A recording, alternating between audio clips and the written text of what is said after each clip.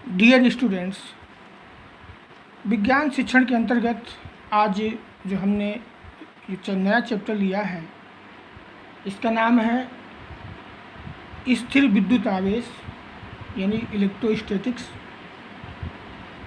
आवेश के प्रकार, सुचालक व कुचालक, विद्युत धारा तथा इसके प्रयोग। तो इसके पहले पिछली कक्षाओं में आप लोगों ने पढ़ा हुआ है कि इलेक्ट्रोस्टैटिक्स यानी स्थिर विद्युत्की क्या है। तो विज्ञान की वह शाखा है जिसके अंतर्गत हम स्थिर आवेशों का अध्ययन करते हैं। तो जिसके अंतर्गत हम स्थिर आवेशों का अध्ययन करते हैं वो कहलाती है स्थिर विद्युत्की। और स्थिर विद्युत्की के अंतर्गत हम विद्युत आवेश यानी electric charge, conductor, non conductor, good conductor और इसके अतिरिक्त विद्युत धारा, विभवांतर आदि का अध्ययन करते हैं। इसका क्षेत्र काफ़ी बड़ा है। तो आज हम सबसे पहले अध्ययन करेंगे विद्युत आवेश यानी इलेक्ट्रिक चार्ज क्या है। आप लोगों ने देखा होगा कि कुछ पदार्थ जैसे कांच है, एबोनाइट है, प्लास्टिक है, कपड़े आदि को रगड़ने पर कागज़ के छोटे छोटे टुकड़े जो है उसकी ओर आकर्षित होने लगते हैं। इन पदार्थों में गुण कहाँ से आता है? तो इन पदार्थों में ये जो गुण है वो रगड़ने से अर्थात घर्षण द्वारा उत्पन्न होता है। तो जब ये गुण कोई भी पदार्थ में जब ये गुण हो जाता है, यानी कोई भी पदार्थ जब ये गुण प्राप्त कर लेता है, तो हम कहते हैं कि ये विद्युतमय है। तथा वो कारण जिससे उसमें ये गुण आता है वो क्या होता है? वो कहलाता है विद्युत। उसे हम विद्युत कहते हैं अर्थात इलेक्ट्रिसिटी। तो किसी पदार्थ के विद्युतमय हो जाने पर ऐसा माना जाता है, ऐसा कहा जाता है कि इस पदार्थ ने आवेश यानी चार्ज को ग्रहण कर लिया है। इसलिए जो विद्युतमय पदार्थ होता है उसे हम चार्ज मटेरियल या आवेशित पदार्थ भी कहते हैं। तो इस हिसाब से अगर हम विद्युत आवेश की बात करें कि विद्युत आवेश क्या है, तो हम देखेंगे कि विद्युत आवेश पदार्थ का वह गुण है जिसके कारण वह विद्युत एवं चुंबकीय प्रभाव उत्पन्न करता है या इसका अनुभव करता है। अगर हम इसी को दूसरे शब्दों में कहें तो विद्युत आवेश एक भौतिक राशि है जिसे अर्जित कर लेने पर कोई पदार्थ विद्युतमय हो जाता है और विद्युतमय होने के बाद क्या करता है? ये विद्युतीय गुणों को प्रदर्शित करता है। तो विद्युत आवेश कैसी राशि है? विद्युत आवेश एक अदिश राशि है, क्योंकि इसमें आप अदिश और सदिश तो आप लोग जानते ही हैं, क्योंकि इसमें दिशा का कोई गणना नहीं होती है, इसलिए इसे अदिश राशि कहते हैं। और एसआई यूनिट में इसकी एसआई यूनिट अगर हम देखें तो जो विद्युत आवेश की जो एसआई यूनिट होती है वो होती है कूलम, और इसे हम प्रदर्शित करते हैं अंग्रेजी के लेटर सी से। तो ये है विद्युत आवेश। अब हम बात करेंगे कि विद्युत आवेश के प्रकार। तो विद्युत आवेश के प्रकार कौन कौन से होते हैं? आवेश समझ में आ गया आपको, विद्युत आवेश समझ में आ गया।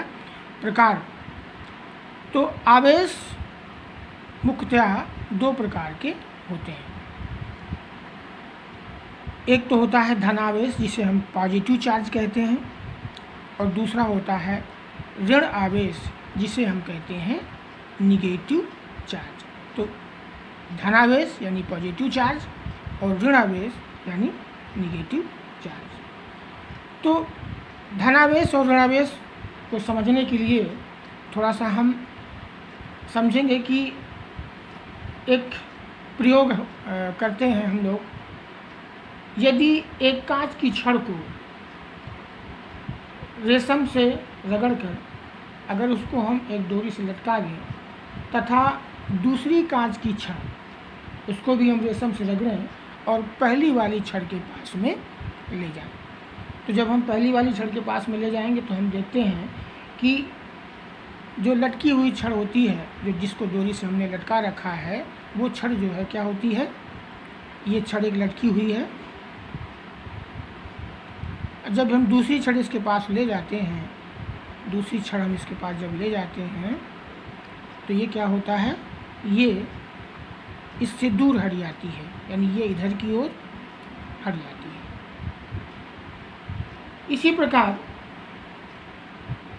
अगर हम एक एबोनाइट की छड़ ले लें और उसको बिल्ली की खाल से रगड़ कर लटका देते हैं और दूसरी छड़ को उसको भी हम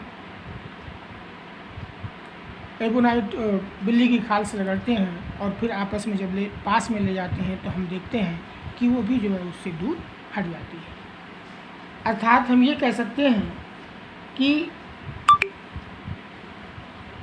समान प्रकार के आवेश एक दूसरे को प्रतिकर्षित करते हैं, लेकिन अब हम दूसरा प्रयोग ये करते हैं कि जब हम कांच की छड़ को रेशम से रगड़ करके और उसको लटका देते हैं और एक दूसरी छड़ जो कि एबोनाइट की है, उसको हम बिल्ली की खाल से रगड़ कर कांच की छड़ जो रगड़ी हुई पहले से हमने लटकाई हुई है उसके पास जब हम ले जाते हैं तो हम देखते हैं कि दोनों एक दूसरे की ओर इस तरह से आकर्षित होती है, ये इधर की ओर और ये इधर की ओर। तो इससे इस प्रयोग का निष्कर्ष ये निकलता है कि अगर समान प्रकार के आवेश एक हैं तो वो एक दूसरे को प्रतिकर्षित करेंगे, यानी छड़ें जब एक दूसरे से दूर हटती हैं। लेकिन जब विपरीत प्रकार के आवेश होते हैं तो छड़ें एक दूसरे को आकर्षित करती हैं। तो पहले जो हमने प्रयोग किया कि जब हमने एक कांच की छड़ को रेशम से रगड़ा तो उससे जो है ऐसा माना जाता है कि उसमें जो है इलेक्ट्रॉनों की कमी हो जाती है, जिससे उसमें धनावेश उत्पन्न हो जाता है। और इसी तरह जब हम दूसरी छड़ को जो कि एबोनाइट की छड़ है, एबोनाइट की छड़ को जब हम बिल्ली की खाल से रगड़ते हैं तो उसमें जो है इलेक्ट्रॉनों की अधिकता हो जाती है और उसमें ऋणावेश उत्पन्न हो जाता है। अब ये धनावेश और ऋणावेश को समझने के लिए हम एक परमाणुीय मॉडल का उपयोग करेंगे। धनावेश तथा ऋणावेश को समझने के लिए हम परमाणुीय मॉडल का अध्ययन करेंगे, जिससे हमें धनावेश क्या है और ऋणावेश क्या है ये आसानी से समझ में आ जाएगा। हम जानते हैं कि प्रत्येक पदार्थ परमाणुओं से मिलकर बना होता है और परमाणु में 3 प्रकार के मूल इलेक्ट्रॉन यानी प्रोटॉन, न्यूट्रॉन तथा इलेक्ट्रॉन, 3 प्रकार के मूल कण होते हैं। प्रोटॉन तथा न्यूट्रॉन की अगर हम बात करें तो लगभग द्रव्यमान में दोनों का लगभग बराबर होता है और प्रोटॉन और न्यूट्रॉन परमाणु के नाभिक में स्थित रहते हैं। इसके अतिरिक्त परमाणु का अधिकांश द्रव्यमान नाभिक में निहित रहता है और प्रोटॉन पर जो आवेश होता है वो लगभग 1.6 × 10⁻⁹ कूलाम होता है, जो धनावेशित होता है, तथा न्यूट्रॉन पर कोई भी आवेश नहीं होता है। इस प्रकार ऐसा कहा जाता है कि जो नाभिक होता है वो धनावेशित होता है। इलेक्ट्रॉन नाभिक के चारों ओर कक्षाओं में चक्कर लगाते रहते हैं। ये प्रोटॉन अथवा न्यूट्रॉन के सापेक्ष बहुत ही हल्के होते हैं और ऐसा माना जाता है कि प्रत्येक इलेक्ट्रॉन में प्रोटॉन के बराबर यानी 1.6 × 10⁻⁹ कूलाम आवेश होता है। जब किसी परमाणु से किसी युक्ति द्वारा एक अथवा अधिक इलेक्ट्रॉनों को निकाल दिया जाता है या निकल जाते हैं तो उस पर धन आवेश की अधिकता हो जाती है, क्योंकि जैसे हम जानते हैं कि जो प्रोटॉन का आवेश और इलेक्ट्रॉन का आवेश जो होता है वो लगभग बराबर होता है। तो अगर हम किसी युक्त द्वारा इलेक्ट्रॉन को निकाल दें तो उस पर धनावेश की अधिकता हो जाएगी, अर्थात परमाणु धनावेशित हो जाएगा। इसके विपरीत यदि हम एक अथवा एक से अतिरिक्त इलेक्ट्रॉन, यानी अगर ये नाभिक एक से, ये जो परमाणु है एक से अधिक इलेक्ट्रॉन अगर ग्रहण कर लेता है तो क्या हो जाएगा, इलेक्ट्रॉनों की अधिकता हो जाएगी और इस कारण से यह ऋणावेश प्रदर्शित करेगा। तो धनावेश और ऋणावेश क्या है ये आपको समझ में आ गया। इसीलिए इसको इलेक्ट्रॉन मॉडल या परमाणुवीय मॉडल कहा जाता है। तो विद्युत आवेश, इसके अलावा विद्युत आवेश के प्रकार कौन कौन से प्रकार हैं इनको हमने समझा। अब हम बात करते हैं आवेश प्रवाह के आधार पर पदार्थों के प्रकार। आवेश प्रवाह की दृष्टि से पदार्थ मुख्यतः दो प्रकार के होते हैं। कंडक्टर यानी जो पहले होते हैं वो कहलाते हैं सुचालक। तो सुचालक क्या है, ऐसे पदार्थ जिनमें आवेश एक स्थान से दूसरे स्थान तक सुगमता से प्रभावित हो जाता है, ये विद्युत के चालक अथवा सुचालक कहलाते हैं। जैसे लोहा, तांबा, एल्युमिनियम, पारा, जल, मनुष्य का शरीर तथा पृथ्वी आदि ये सभी सुचालक हैं, सभी सुचालक पदार्थ। क्यों? क्योंकि इनमें आवेश एक स्थान से दूसरे स्थान तक सुगमता से प्रभावित हो जाता है। सेकेंड है नॉन कंडक्टर्स यानी कुचालक। कुचालक क्या होते हैं? कुचालक वे पदार्थ जिनमें आवेश का प्रवाह नहीं हो सकता, अर्थात ऐसे पदार्थ जिनमें किसी भी प्रकार से आवेश प्रवाहित नहीं हो सकता, विद्युत के कुचालक अथवा इन्हें विद्युत रोधी या इंसुलेटर्स कहते हैं। तो वे पदार्थ जिनमें आवेश का प्रवाह नहीं हो सकता उन्हें विद्युत के कुचालक यानी नॉन कंडक्टर्स कहते हैं। जैसे कांच, रेशम, मोम, सूखी लकड़ी, लाख, रबर, प्लास्टिक आदि कई सारी चीज़ें हैं, ये विद्युत की कुचालक यानी नॉन कंडक्टर कहलाती है। इसके अतिरिक्त यहाँ पर हमने एक चालक और लिया है जिसका नाम है अर्धचालक, यानी जिसे हम सेमी कंडक्टर कहते हैं। सेमी मतलब आधा, कंडक्टर माने चालक, यानी अर्धचालक। कुछ पदार्थ ऐसे होते हैं जो समान अवस्था में कुचालक होते हैं, यानी उनमें किसी भी प्रकार से सुचालकता का कोई गुण नहीं होता है।